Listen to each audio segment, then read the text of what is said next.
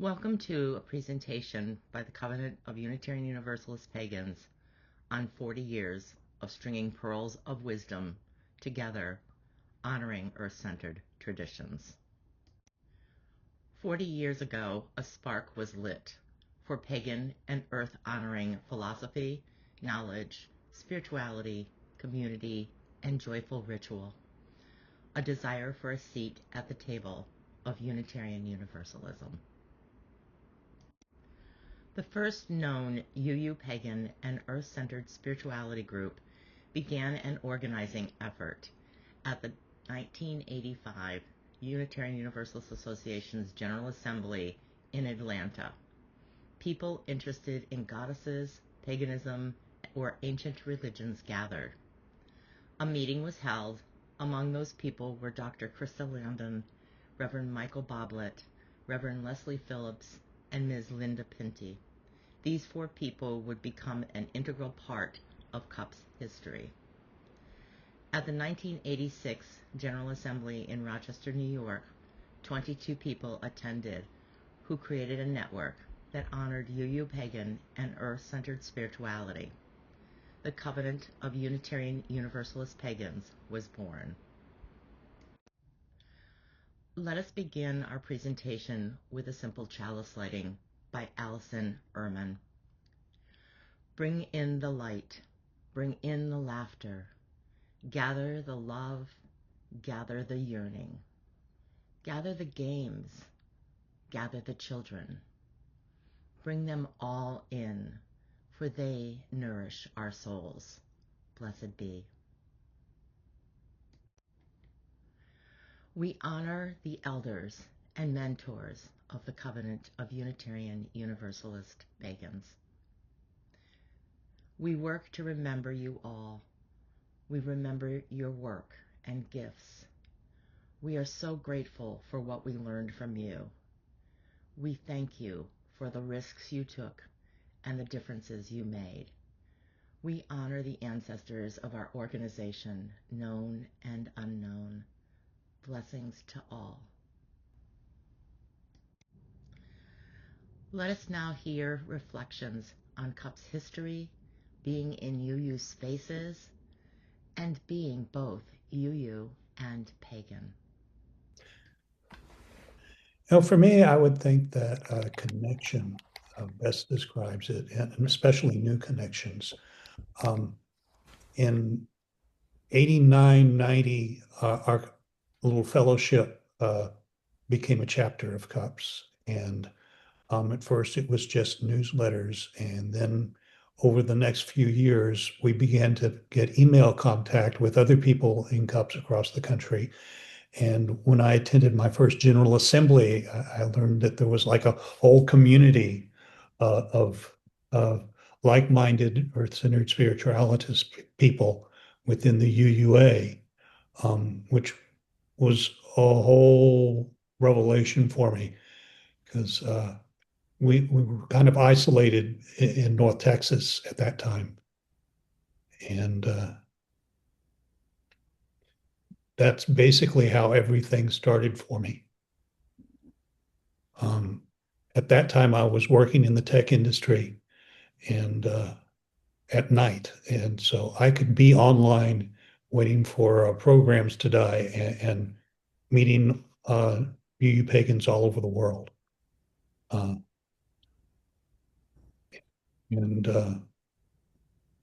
got a lot of education that way and sharing of rituals and stuff like that. Yes. Okay. Well, our chapter started, I think we were the first in Virginia and one of the first in the South. And there was a small group of us that started talking about it in 1986. And we had our first ritual in 87 or late 86. I cannot remember the names of the two women that were starting CUPS at that time, but we were in phone conversation regularly, and they were very excited that we were going to have our first ritual. And I remember excitedly calling them up after our ritual. It was a success. And this was, back in the days, well, it may still be somewhat true, but back in the days when it was the death, hope you didn't hear that noise that came up on my system. Back in the days when it was kind of scary to be having pagan rituals, and we had our rituals outside behind our little church. There was houses back there and everything, and so it was kind of a brave act. One of the things I was most proud about was when we were able to do a Sunday service as Earth Rising, which is the name of our Cups chapter, um, and just the pride of being accepted by the larger UU community. Now, it wasn't always true. We had to actually struggle at first to be accepted, but when we were when we didn't have a minister at that time, but when we presented, we did ritual on Sunday morning, kind of a pagan life ritual, with not too many scary words, and people accepted us, and we later when we had ministers, some of the ministers would start saying "Blessed be" at the end of their sermon, and that was like, wow, just thrilled to be included and not ostracized. Thank you. And we continue the conversation with our speakers with reflections about chapters and what they bring to their congregations. Chapters create their own programming that is in alignment with the former Unitarian Universalist purposes and principles and the current values statement. They are welcoming safe space for those who are spiritually inspired by paganism, earth, nature-centered thinking, and those who honor the earth as a spiritual home. Chapters decide what activities to offer in and with their congregations, ministers, church worship teams, or chapter members. Currently, there are over 100 chapters in congregations across the country with members who are also actively participating in the lives of their respective churches. Well, it was not necessarily especially a welcome presence and in a church environment. We asked the board about becoming a actual CUPS chapter. We'd been meeting under various little names and doing rituals and stuff for a while, but when we became aware of CUPS and having chapters, we thought, oh, well, we should be that. And I was just about to become president of the congregation at that point, and then there were humanists that rose up with pitchforks and such, like, verbal pitchforks, saying that we were carrying the church back into what, idolatry and all sorts of weird stuff. That's not at all what we had in mind. But anyway, and so I had to drop it for a bit. And we just went on meeting as a moon circle and with doing occasional solstices and equinox and stuff. And I said, you can't really argue with the solstice as something that actually happens. So anyway, and let me do my term as a president, and we just kept going on and expanding what we did until we were doing all the Sabbats, and then I said, it's time we tried to become a CUPS chapter again. And so went into the office and said, our group would like to, become an official CUPS chapter. And so what paperwork do we need to do with the church about that? And I said, you mean you're not one? So So things had shifted quite a bit.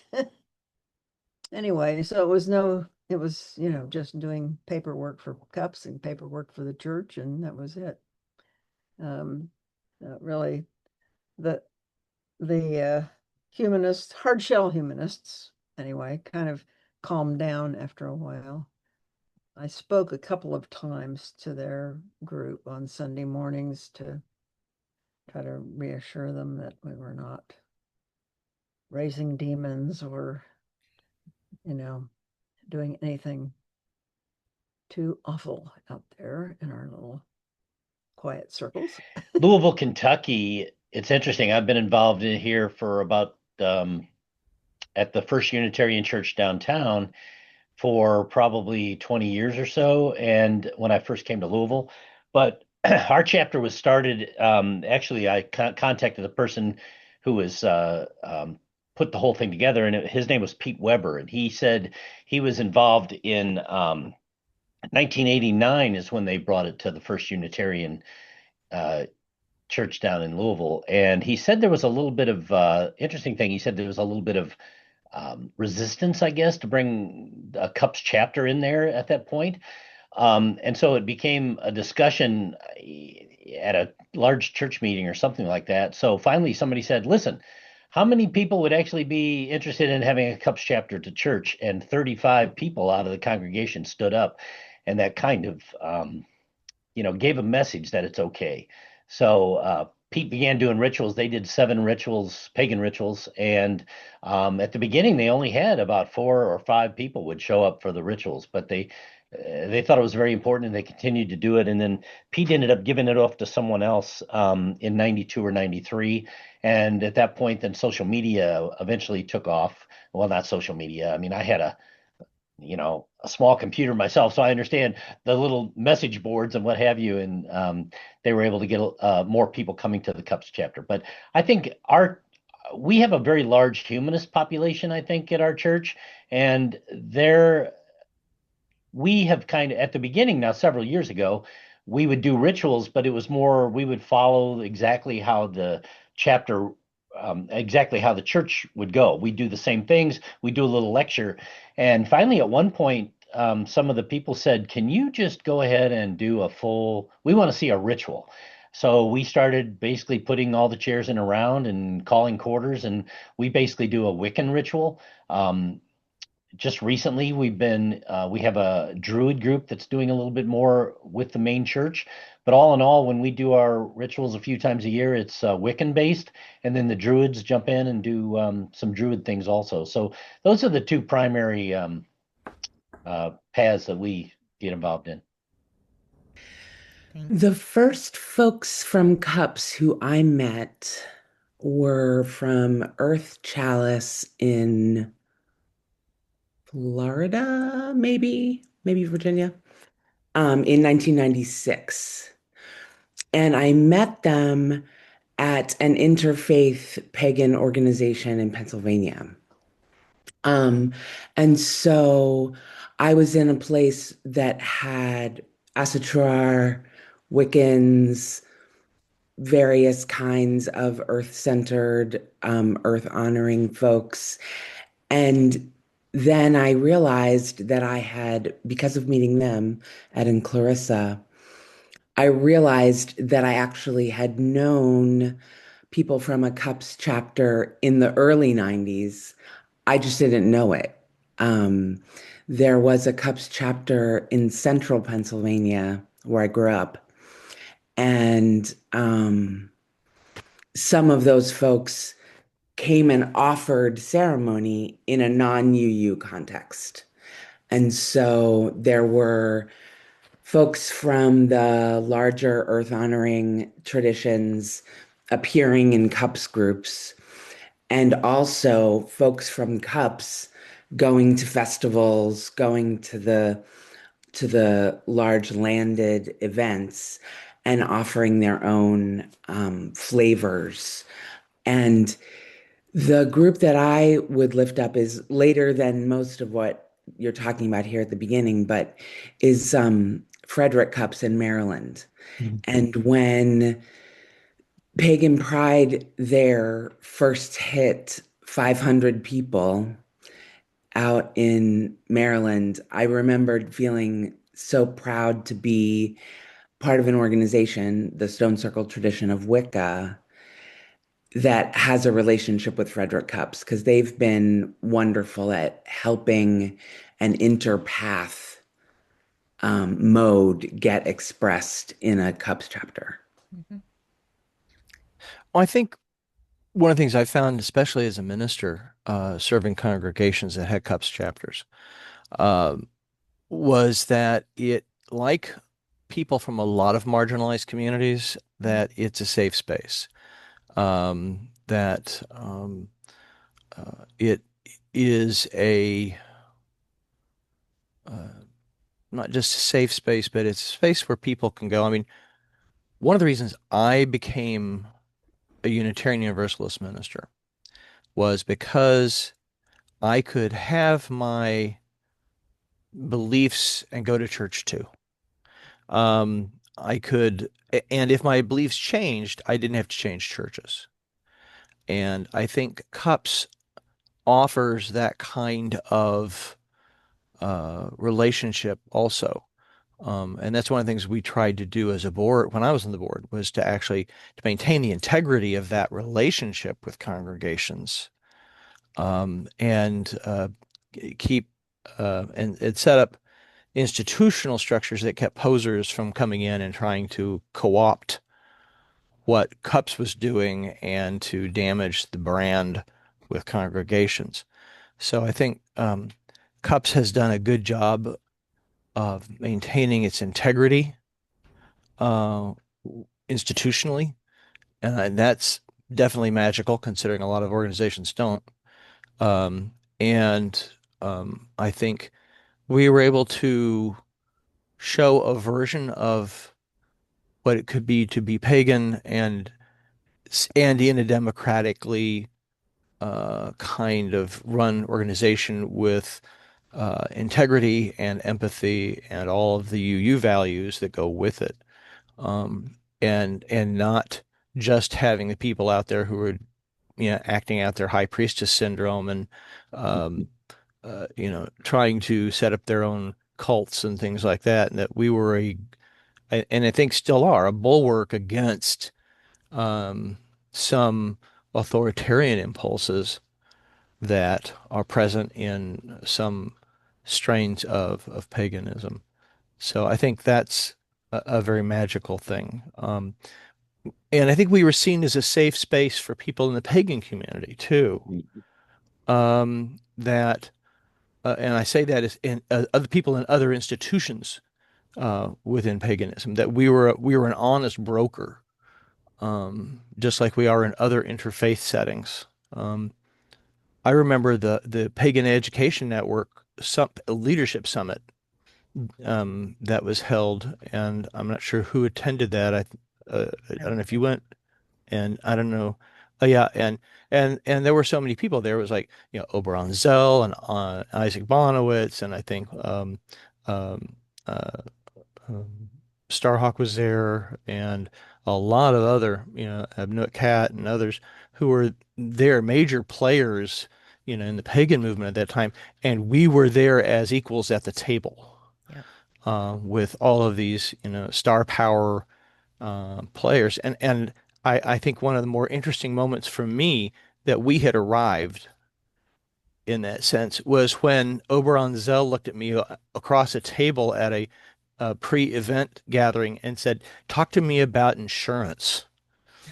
Um, and I went, "Oh, okay," and started talking about Church Mutual, and how, because, as a minister, I would know about these things, and that, that we were being seen as a resource for people in the pagan community. And so those are some of the things I remember.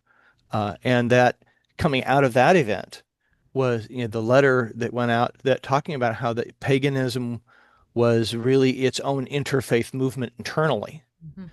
And that, and as Unitarian Universalists, we already do that. We have our own interfaith movement within our tradition as UUs. And so all of those skills could be brought to bear in helping the pagan community learn how to do pluralism and how to do interfaith dialogue within its own doors, and talk to each other respectfully and not busy dissing each other about you're not a real pagan, I'm not a real pagan, blah, blah, that sort of thing. So I think all of those things have been part of our contributions to the pagan movement as a broader whole, and I think have made us stronger because we have to live up to our own standards now because other people are listening to us. So we're being taken seriously, and I think that's really made me proud. Thank you. Let us hear reflections about the work in congregations, publications produced, and social justice work in CUPS.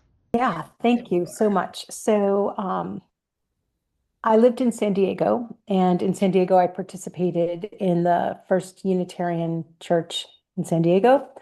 And I never went to a service, but I participated in the conversation circles with the pagans.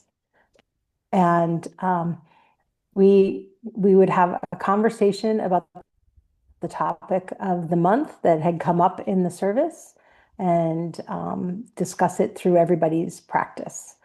And when I moved to New York, I thought, well, that's the group I'm going to join when I start attending.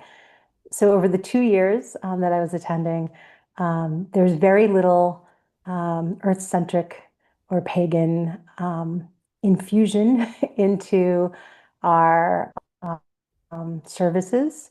And so I had an idea that I wanted to see if I could expand really the opportunities to explore our pluralistic faith. And so I looked at the UUism grant that the UUA has through the Unitarian Funding Program. And I reached out to CUPS, the co-directors, Om and Ron, and asked if they would write a letter of support for the grant. And the components of the grant were not just to explore paganism and earth-centric ritual practices, but also to look at core shamanism, Buddhism, Hinduism, the Abrahamic faiths, to look at Sufi mysticism. And the idea was to invite the congregation to suggest what is it that you're interested in? What would you like to explore? And the core shamanism group came out of the congregation. They had been closeted. There was a group of about 30, 40 people who'd been practicing shamanism, a group of primarily women, and they were closeted. And when I approached congregation members about pagan ritual, it was met with resistance. And I thought, okay, we really need the grant. And so we got it. And thanks to CUPS and the letter of support, we received $8,000. And so we did a bunch of different programs. I eased into it with, things that people were comfortable with the meditation sangha and mindfulness meditation of Thich Nhat Hanh. And then we started doing, casting runes and tarot for self-reflection. And I presented the opportunity to start a CUPS chapter. And there were 3 of us in the congregation that I was already a member of CUPS. There was someone else who had been a member, but I think was lapsed. And then there was a third person who wasn't comfortable saying pagan or Wiccan, but she was comfortable saying earth-centric, and she was willing to join. And we went to the minister and asked if he would support that. And it was met with resistance. And so what I will say is, having gone through all of the different programming and the conversations, I think we gave the congregation the opportunity to look internally and really explore who was coming to the church that they were not serving. And several of us found other places, other UU congregations that were more accepting. So All Souls in Watertown, which is about an hour and a half from me, has had a pagan circle for 30 years, and also pagan representation on the worship committee. And so they reached out, I reached out to them, they reached out to me. And so presently that congregation is sort of holding up UU pluralism and pagan practice, even though they're not an official CUPS member at this time. So the program, I think, was successful, not just for the unique programming that we offered, but for having the congregation begin to see who are we leaving out, who are we excluding and not including. And I think that this will really be an opportunity for the congregation to explore how to add more earth-centric ritual and pagan ritual. I hope the opportunity is there. And I don't know that those conversations would have happened if I hadn't appealed to CUPS to support the UUism grant. Thank you. I have been a member at Paint Branch Unitarian Universalist Church since 2018. But I met the UU world through coming to Washington, D.C. in 1986. So that was like 40 years ago. And at that time, I was just coming out. I was raised in conservative fundamentalist Christianity. And so at 28, I'm in Washington, D.C. The AIDS memorial quilt is spread out on the National Mall. And I'm like, oh, I'm gay. And I met a group called the Radical Fairies. And then I met other people from the pagan community. And I was on the mall, and someone had a microphone and a speaker, and they were having 12 hours, a whole day full of interfaith prayers. And I'm like, I've never heard such a beautiful thing. And so a whole group got together and decided we would do a Pride interfaith service every year. And All Souls Church was my first connection to the UU world, and co-planning the interfaith services that we've done. And I found it really interesting to collaborate on a deeper level. And I found it's just so much better to use religions to bring people together than what I grew up in, using religion to tell people they were wrong and bad, and using religion to split people apart. So that was my introduction to knowing about the UU world, and then later on joining Paint Branch Unitarian Universalist Church. And I really have been dedicated in two different areas, one doing interfaith work and the other doing work within the LGBT community. It's really been the passion of my life and my ministry as a Circle Sanctuary minister. And it's been an amazing journey to see how people can use religion in a way that is supportive and that is loving and that is kind and strong. Man,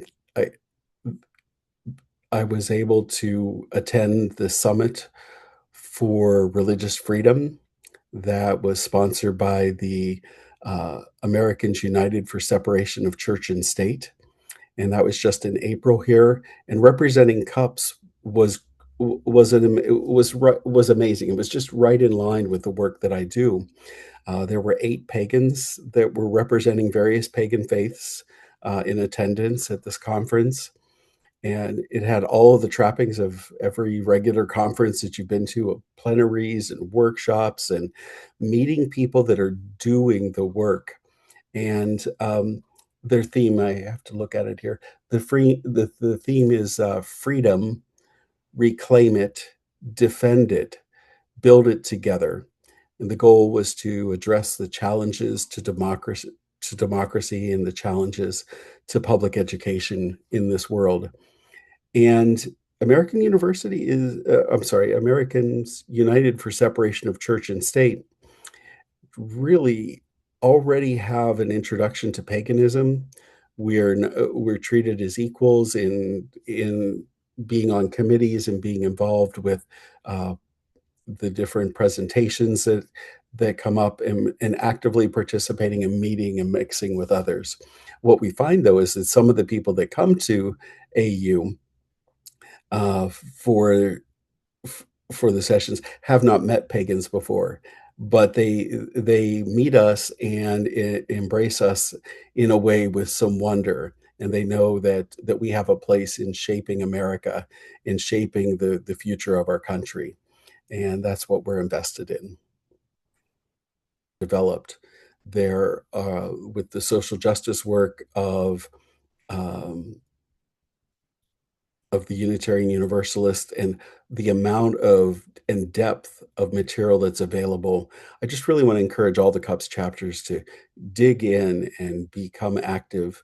And when other people are in the local areas, you know, sometimes other people that are our friends and family don't know what to do, but you can invite them to the postcard parties when you write postcards on a theme or an issue, and you can get involved in many different ways, because there are other people, other pagans that don't necessarily have that access to something that is so organized in such a beautiful way, in such a powerful way.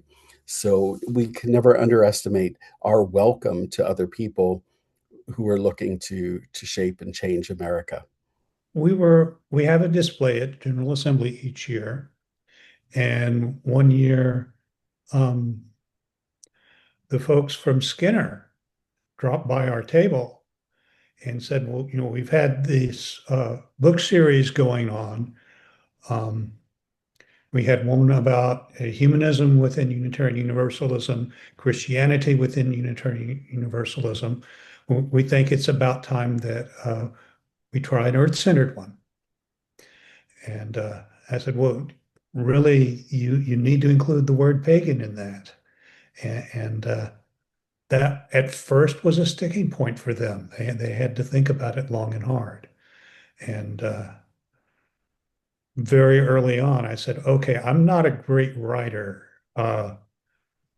beyond, you know, occasional newsletter columns. Let's get some other people involved here. So we ran to Shirley and also Jerry. And I believe that y'all got Margot Adler involved. Um, and then it was more or less out of my hands. Also, the other big thing at that time was that we were finally getting a UU pagan specific pamphlet set up for people to have in their congregations. And that was a back and forth process that took quite a while. Because, you know, these books, and as well as the pamphlet, they're really a compilation of many authors being contributed to one specific piece of work. And of course, you know, UUA is a bureaucracy, so nothing runs quickly. But I think that for the actual culmination of the book, Jerry, you had a lot more to do with it than I did, basically because y'all had the opportunity to go to PantheaCon where I didn't. Yeah. And that's where So I most of the went, people. yeah, I went to PantheaCon and I met with, because I was really nervous to take it on. I didn't really, the UUA and Skinner House was very, it was a, that we had put a lot more detail into the book than had ever been put into the other Voices books. So I met with Margot Starhawk, Selena Fox, and Shirley came down from Santa Rosa, Shirley Rank did. And we had a powwow at PantheaCon. And so Shirley and I decided at that point, with the three other women's, you know, support, blessing, and go get them sort of in, you know, spirit, I remember saying to Margot, but I thought she should be doing this book, but that was when Margot had found out she was ill.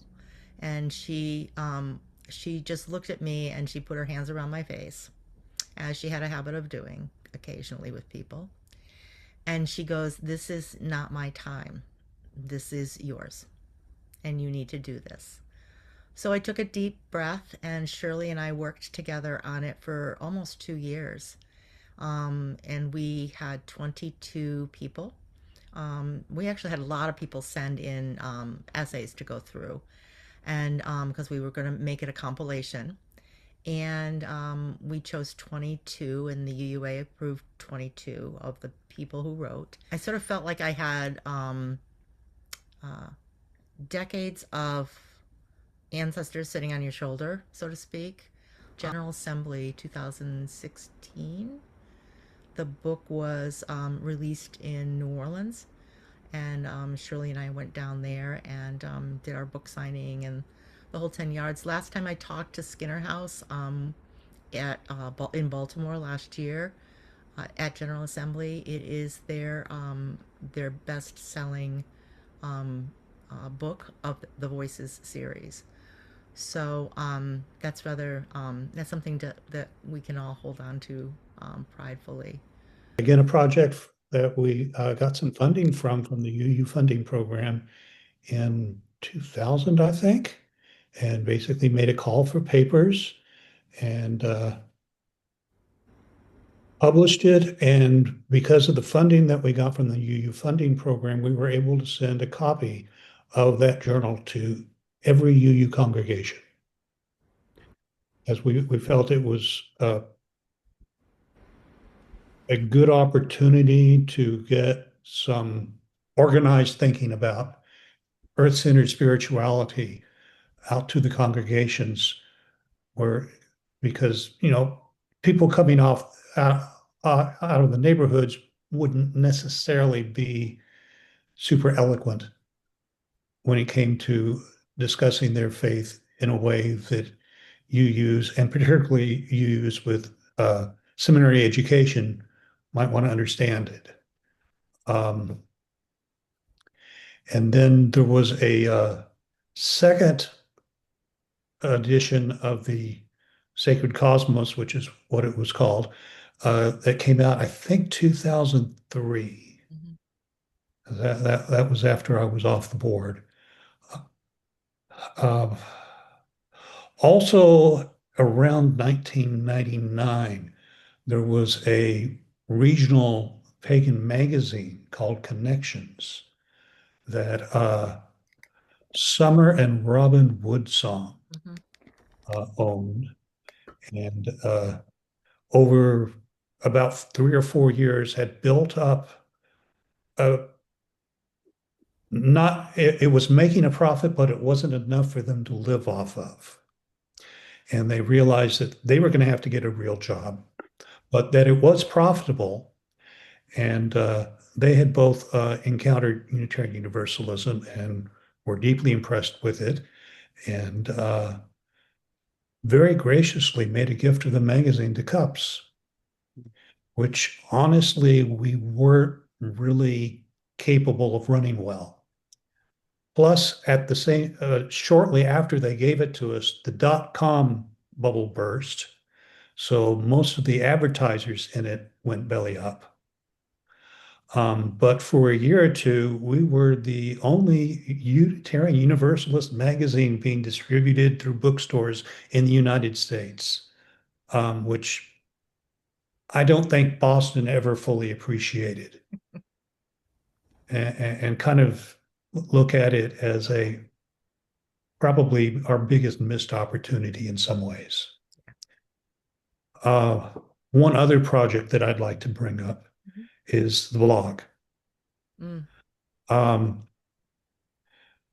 Through one of the major religious websites, I can't think of Patheos. Patheos, yes. Yes. We set up a Cups blog on it and got a huge variety of writers, which didn't really fit in with their business plan because they thought each blog should have their own individual writer. We had one.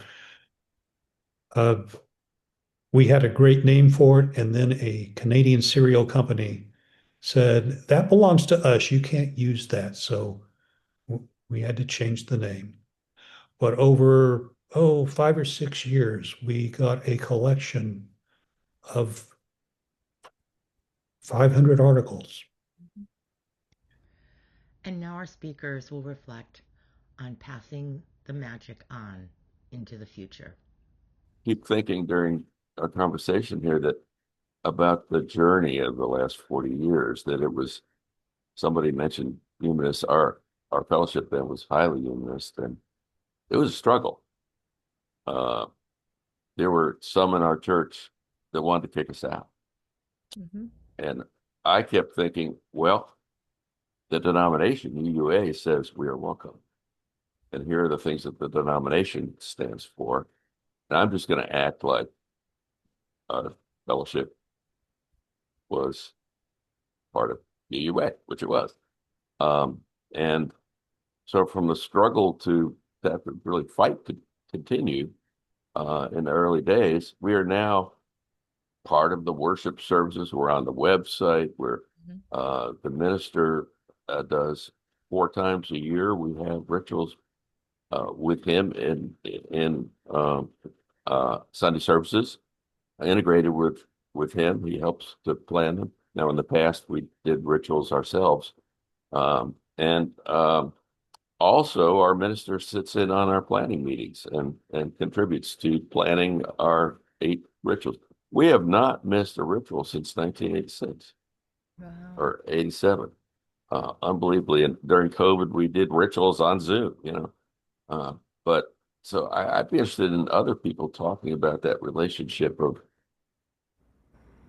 becoming part of UU and some of the tensions and some of the joy.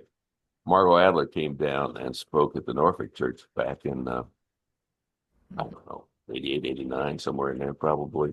And she talked about how we bring the juice to UU. And I think that's true. There's been a parallel fight, or fight's probably the wrong word, but an effort to bring spirituality to UU congregations. That, in the old days, you couldn't say God. There were theological words you could not use, and that's changed in our congregation, and I think we've been part of it. One other, By way of a little reflection, following on what Robin was saying, and when I started the CUPS group in Dayton, Ohio, when I was stationed there, they didn't want the word pagan in the name of the group. And so we were the spirituality exploration group, but we were unabashedly pagan.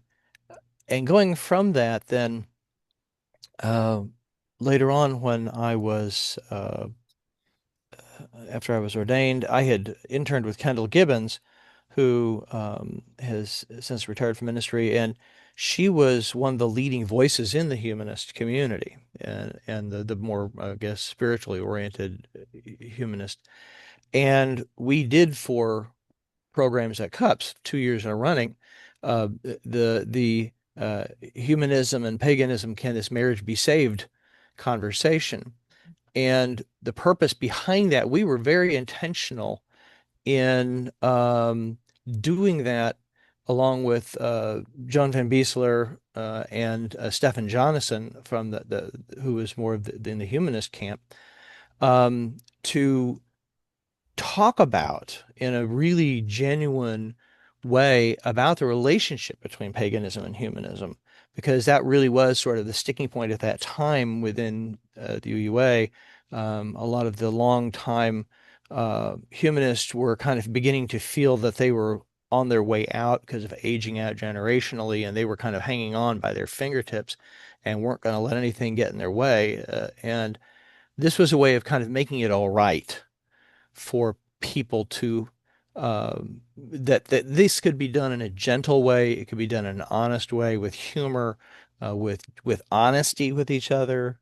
I mean, the second year, of those, we actually did each other's rituals, did what Nice. pagans think of a humanist service and the humanist of what they think a pagan service is like, in order to kind of see through each other's eyes with humor about that. And I think that was a major internal turning point. I think there was a sort of a sense of a deep breath was let go when we did that together, because Kendall had such stature in the movement, especially with her ministerial colleagues. I mean, she received one of the very first award given out by the ministers as, you know, sort of like the minister, you know, a high praise kind of thing. So her stature, she lent that to us, and along with Stefan and Joan's standing as president of CUPS at the time,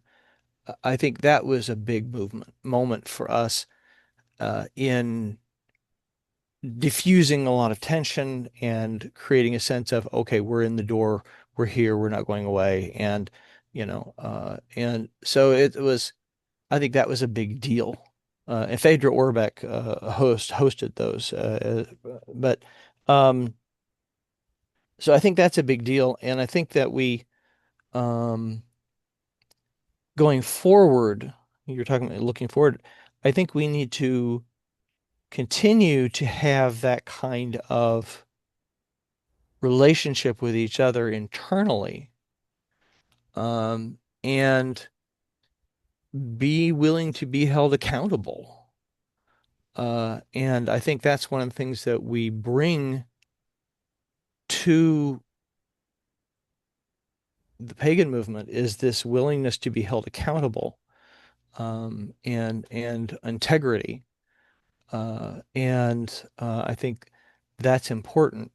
That also means we need to be willing to have hard conversations with some of our people who are on the hard left, who have some ideas about things that where they want to take power and then use that to impose their vision of things on people. And we have to kind of say, we have to do this through a process. We have to do all of these things, that you can't justify the ends, justify the means by the ends kind of thing. And I mean, that's one of the things that Unitarian Universalism really stands for, is it is an understanding that the process is what gives integrity and authenticity and validity to the ends you achieve, institutionally and theologically. And I think that's very important. And so I'd like to see that continue, both as far as institutions go and as far as the scholarly aspect of how we approach paganism too, and that the paganism be held to a high level of accountability for its scholarship, just like we hold Christians and Jews and everybody else to a high level of accountability and scholarship, and that you can't be sloppy about that anymore.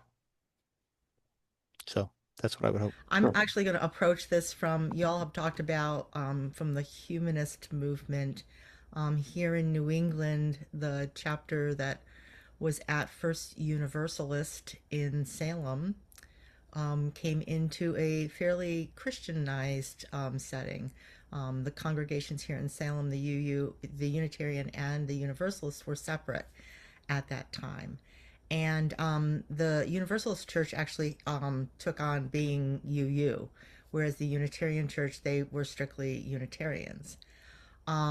So the first Universalist was where the North Shore Cups began.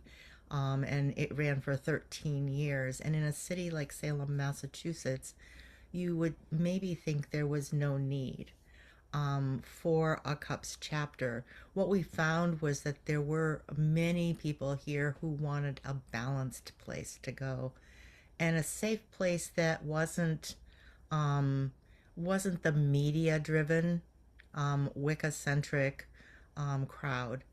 And so we did rituals for 13 years. We did 8 Sabbats a year for the congregation.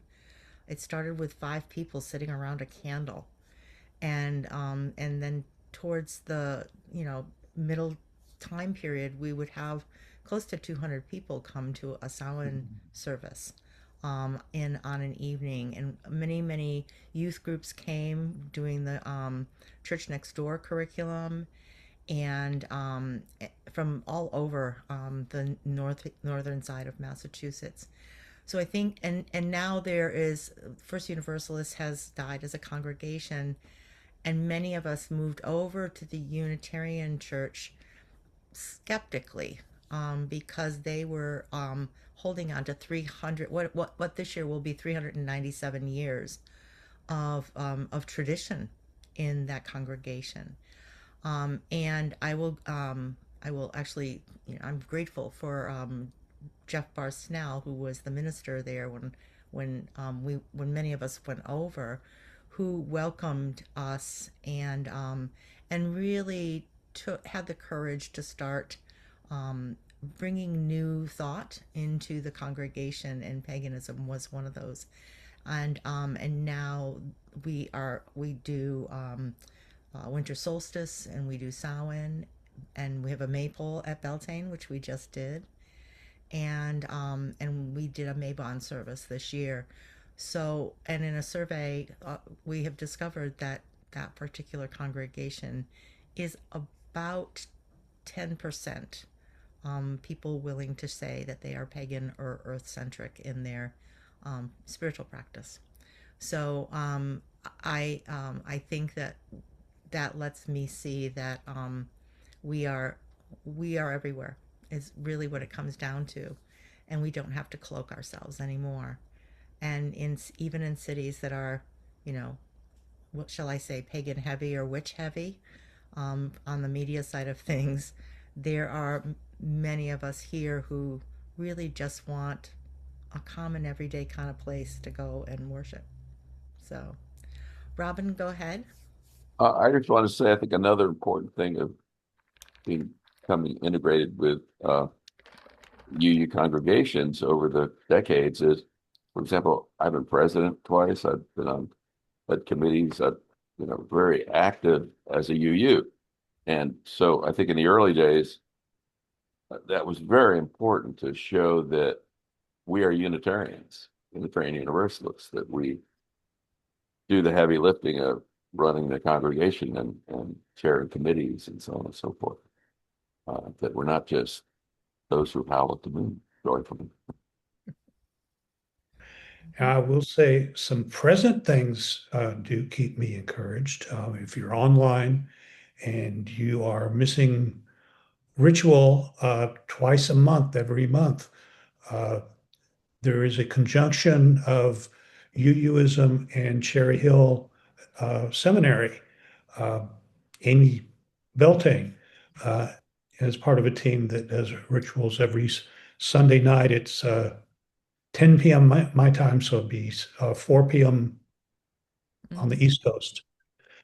And they're always wonderful. Also, something that I have really enjoyed the past year or so is the letters that I get from Meadville Lombard Theological School. The president, Elias Ortega, his letters are very, very earth-centered, which is something I would not have necessarily have expected from Meadville, though a lot of UU pagans did come from there, Krista and Patrick and so on. So we are having an impact, and it may be a mile wide and an inch deep, but it is definitely there. But I just really want to thank you, everybody, for expressing some of the struggles and challenges that you've experienced over the many years, starting way back when. Robin, every time you speak, I tear up a bit. So I'm having to wipe away some tears. In particular, the discussions of belongingness and acceptance, those resonate with me. Well, I've been thinking as everyone has been talking, and it's been such a blessing to receive all of your wisdom. A couple of things that came to mind were the labyrinth walks that happened on New Year's of 2000 in many UU congregations that were put together by CUPS folks. And I know that that was the first opportunity of that sort of there were lots of places where the CUPS group was really separate from the rest of the congregation, and where the situation was not what Robin was describing of people who were really engaged in the larger congregation. And that those New Year's labyrinths were a really beautiful exploration of not just the CUPS chapter, not just the congregation, but the community as a whole, people coming to walk the labyrinth for New Year's.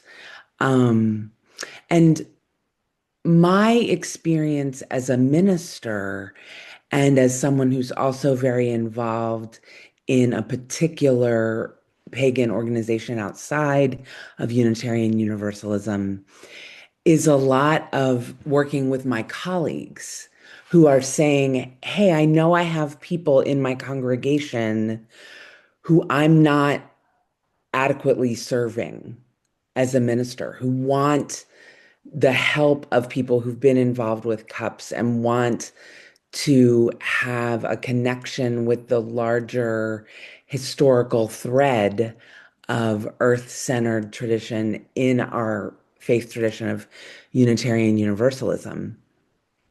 And so the work that I have been doing as a community minister and connecting with my congregational colleagues around people who come to me and say, I know I have people in my congregation who would benefit from, the most recent one I had was somebody who we were coming up on Groundhog Day, and he wanted to be doing something with Imbolc, and but didn't know anything about it. He just he just knew that it was a pagan holiday and something that he had an obligation to learn about in order to be a better minister.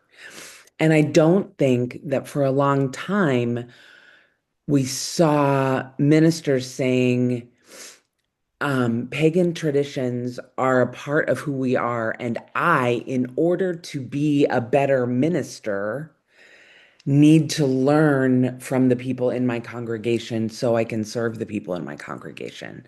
And that is something that I see now and that I hope we see more of. Because when I went to, when I was first in formation as a minister, I kept being pushed about, well, what's the difference between pagan theology? This is a real question I got.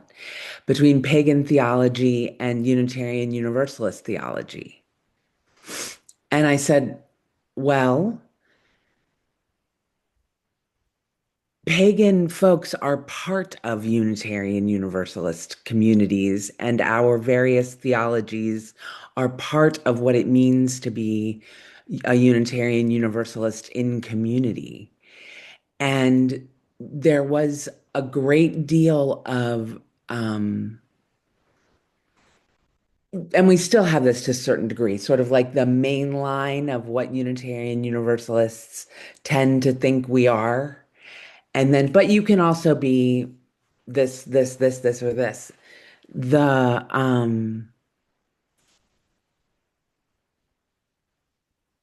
The reality that folks have grounded, rich identities in pagan Unitarian Universalism, and that ministers have an obligation to serve those folks, and in that service, benefit their entire community, is just something that I have seen and want to see in my hopes for how CUPS continues into the future.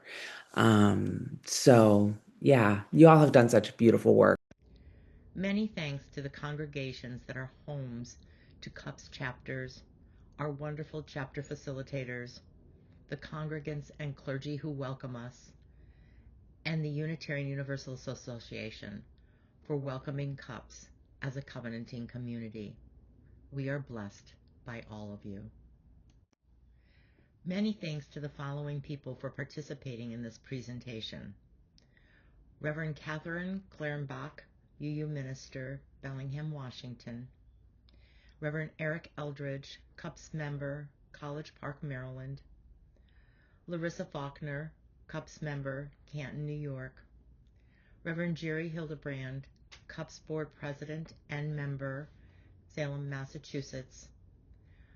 Maggie Joseph, former CUPS Board member, San Antonio, Texas. Reverend Patrick Price, UU Minister and former CUPS Board member, Peoria, Illinois. David Pollard, former CUPS Board President and Board member, Girona, Spain. Robin Van Dyne, CUPS Chapter Facilitator, Newport News, Virginia. And Ron Zorn, CUPS Treasurer and local chapter member, Louisville, Kentucky. Let us extinguish our chalice. We extinguish this flame, but not the light of truth, the warmth of community, or the fire of commitment. Blessed be. Thank you for joining us for this presentation. For more information, visit us at cuups.org.